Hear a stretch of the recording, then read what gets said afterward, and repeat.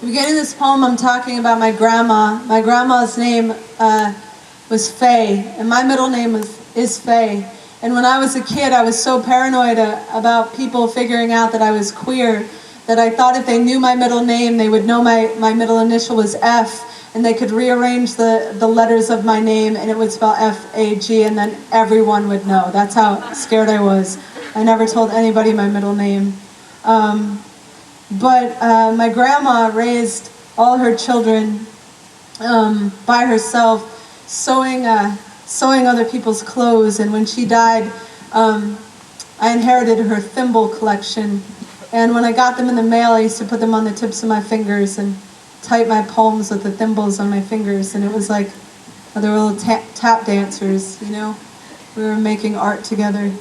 Anyway, I'm talking about her in the beginning of this poem, and yeah.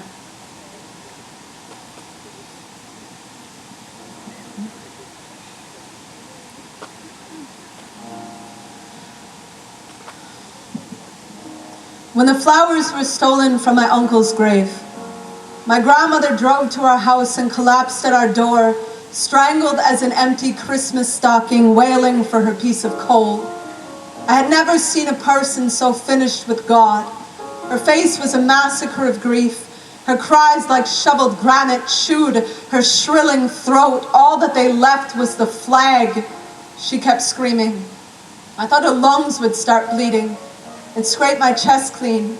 Hollowed me for weeks. Our house was the echo of a mother clawing the floorboards for her dead son, a down forest in her nail beds.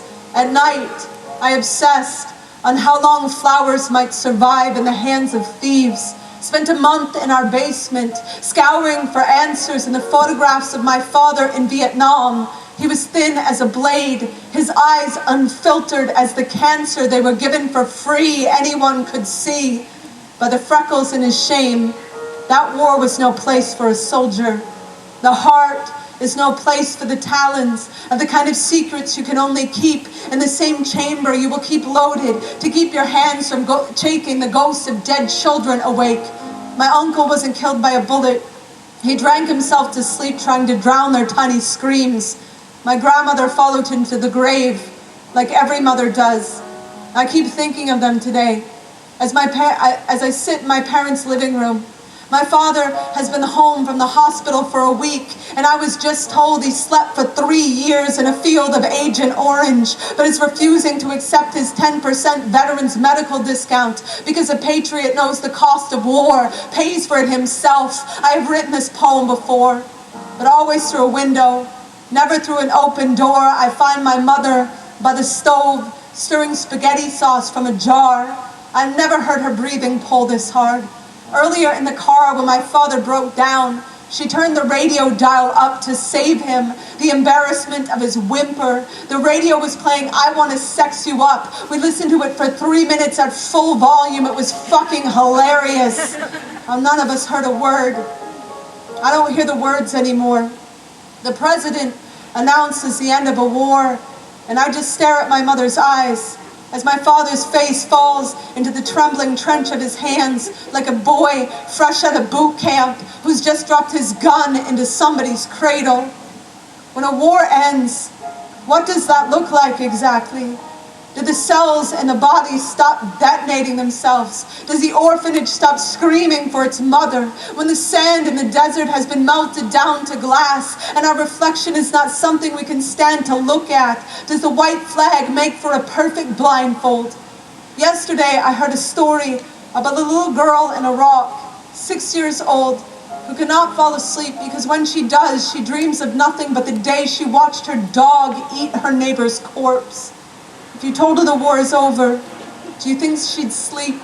She's seen teeth chew through a rib cage and swallow a heart. And I can buy dog tags at the mall. I can buy camouflage at the Gap.